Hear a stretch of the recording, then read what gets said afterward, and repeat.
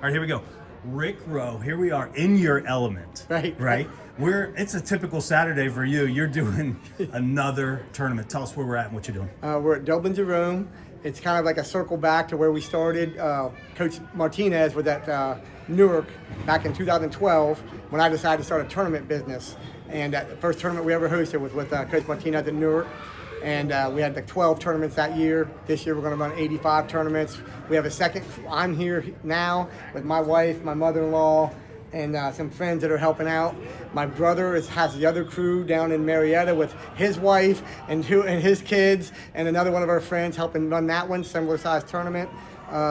So they're pretty locked in. Like every Saturday and Sunday, we're two different places. Like tomorrow they'll be in Cincinnati and we'll be in Barnesville. So.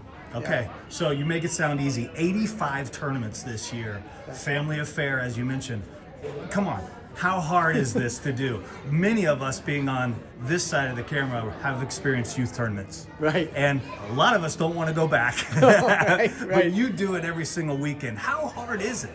The actual tournament part, like once we get in the building, is not bad at all because we kind of got that locked down in systems. Like we got our standard gate girls, like my wife Kate, who just handles everything logistically for us. Like the big part's what she does through the week.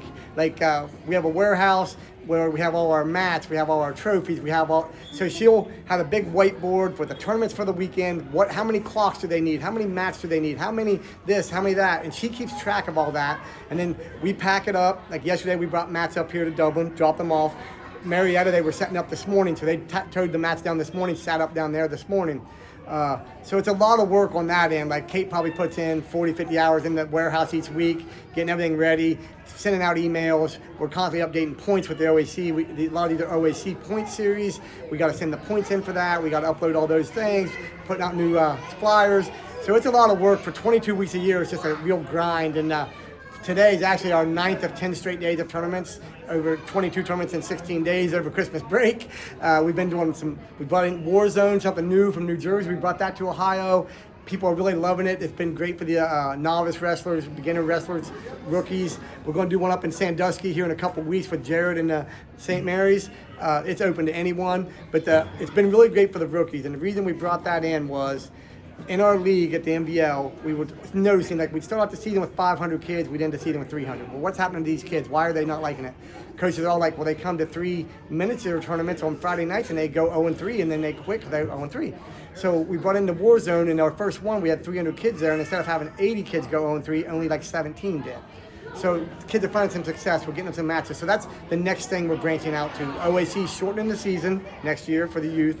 So we're going to pick up those OAC tournaments because those schools still want to have a fundraiser and convert those to Warzones and make a Warzone series so that kids can still wrestle if they want to keep wrestling after the OAC state tournament. So Explain Warzone a little bit more for me. Yep. Coming from where I come from, we used to sit in a sweaty gym for 5-6 hours a day to sometimes go 1, 2, 3 wins, maybe 4 if you're lucky. I don't Right. think you're allowed to do 5. I can't remember from the youth Right. days. We had mats divided off into 4 and you're wrestling on a quarter Right, of a mat. yeah. And grandma's coming, doesn't understand how things are going, Exactly. right? What's Warzone? Explain that to me a little bit more and let us know how that's going to help grow the sport. All right. So Warzone is just like the next evolution over what we're doing. Like what we talked about, like when you were growing up, when I was growing up, every parent, you go at 10 a.m., you might not be doing wrestling until 6 or 8 p.m.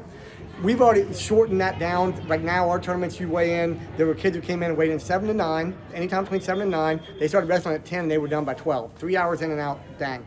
Warzone shortens that even shorter, so it's a computer algorithm. You get a text and it says your weigh-in time is 5:43 p.m. For last night. We started at 6 o'clock. Kid can weigh in at 5:43. At 5:53, he can start hitting request a match. He requests a match, it puts him in a pairing pool. As soon as somebody else close to him, it figures out by weight, age, rating. Like every time you win, your rating goes up, you lose, your rating goes down, so you get an easier match the next time. It's trying to get you more competitive matches.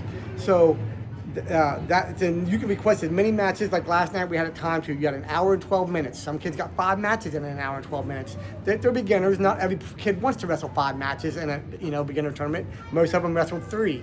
And that's been great because so maybe you do get mismatched that first time, but then your rating goes down that next time you get an easier match. And we have all kinds of statistics that the website shows us afterward, and only half the matches are ending in pins now at the war zones because they're more competitive matches. So it's a double-edged sword thing because in our regular tournaments, we're used to running 20 matches an hour. We know we run 20 matches an hour per match. Well, when there's no pins going on, now it's down to 15, but we adjust for that, and it's fine, and it's better for the wrestlers. We're going to do what's better for the wrestlers. Just like this is one of our girls series tournaments today here at Dublin. We expanded that to 12 OAC girls tournaments this year, 27 overall, to try to help grow girls wrestling. I think we're getting to the point now that a lot of people are trying to help grow girls wrestling, so now there may be too many events. We're going to check that out in the spring and see if we need to adjust that a little bit. So I'm glad you brought up the girls. I did see girls out there. Mm-hmm. Are they? Is it co-ed today, or do you have girls only matches going on? Oh, here today we have girls only divisions. Okay. Like I said, we had 48 point series for the boys this year, and 12 of those had girls divisions. So next year boys are going to go down to 24. We'll probably keep the girls at 12. There's about 50 or 60 girls here today. So it's been good. We were able to have enough girls brackets, and then some of the girls decided if they want to stay and jump in the boys brackets also to give a few more matches, so it's been great. Okay, so truly you are helping grow the sport. Yeah, trying What to. is it about you that you'll grind out, you'll have the love for the sport 22 weeks in a row, whatever it is, the crazy 85 tournaments that you're doing? What is it that you still have this spark after all these years? This is our 13th year. We're nearing every one of our tournaments benefits of youth wrestling, and there's some great wrestling companies in the country. There's a lot of great wrestling. Ours is a little bit different in that every tournament we're running, it's benefiting a local team. Today, this is benefiting Dublin Jerome. So every school we're at, that they're getting money out of that tournament, and that's a great thing. I grew up in the OVAC. We haven't always got the most respect in Southeast Ohio. I don't know if you're old enough to remember when we used to only get 3 guys to qualify from districts, where Firestone got 5 because we were looked down upon like that. So in our area, we've expanded. We've done the MVL Youth League. That's really blown things up. Because of that, those kids that are in high school now started in the Youth League when we started like 8 years ago, and we had the most MVL state qualifiers. The last 2 years have broken the record for the most state qualifiers. So we were always behind Northeast Ohio. OYWA, you had 3,000 kids up there. That's been going on since the 80s. So we're starting with like a 30-year behind on that. So we're finally starting to catch up. I don't know whether we're going to get to OYWA, Buckeye League level, but we're trying to get them there. And I just want to be part of that. And I want to just keep seeing it get better and better. And I don't know what I'd do with my time if I wasn't in a wrestling tournament. So. All right, let's switch gears here and talk about the WIBN. You're a title sponsor member of the WIBN now. Yeah. What is it about Wrestlers in Business Network that draws you to hang out with other wrestlers and further the sport? What is it? I just love going to hanging out with those guys because, I get to do a lot more like in the spring and summer meetings, and we get in the wrestling season. It's not always easy, but I like just going and networking with those guys. It's not always about wrestling either. There's guys that are lawyers there. There's guys that are all kinds of, they're wealth advisors. There's job coaches. Like anything you can need for your business, you're probably going to meet a guy at Wrestlers in Business Network that can help you with that.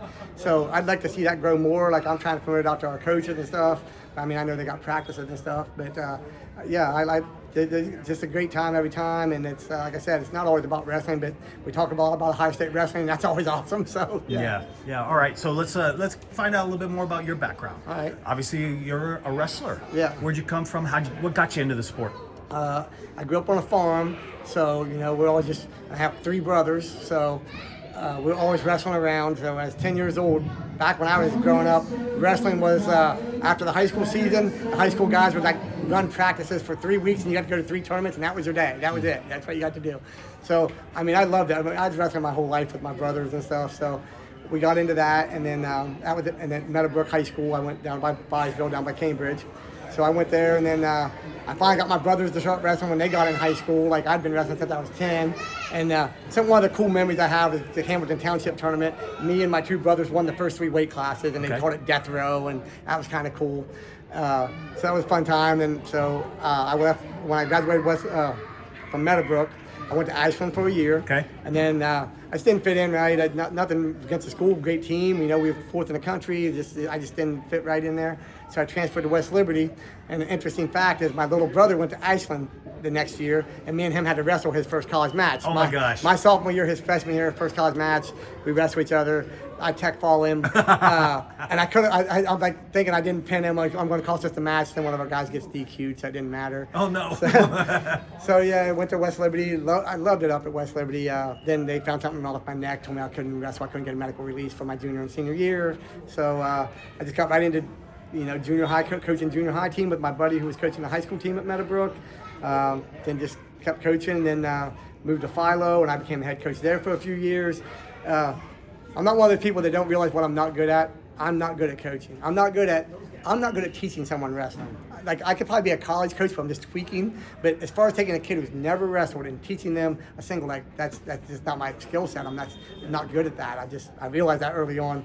And at Philo, we have a very young team, and so I stayed there 3 or 4 or 5 years till we had a coach who could step in, and then I was like, okay, I'm going to step away and just grow my business. And then, so like I said, then I've been at wrestling ever since. So yeah. All right, so this is going to sound like an obvious question. I love to ask the members of WIBN how wrestling translates into their daily job, and we know how it does yours, right? We can see it. We can hear the whistles going behind us right now. We got people making announcements every single weekend. You're doing wrestling, but tell me maybe some of the intangibles, maybe some of the things that don't directly relate to the mat that still are inside of you as a professional businessman. Before I was a teacher for a little while, and then I worked at the Federal Reserve Bank, and then people would always be like, why?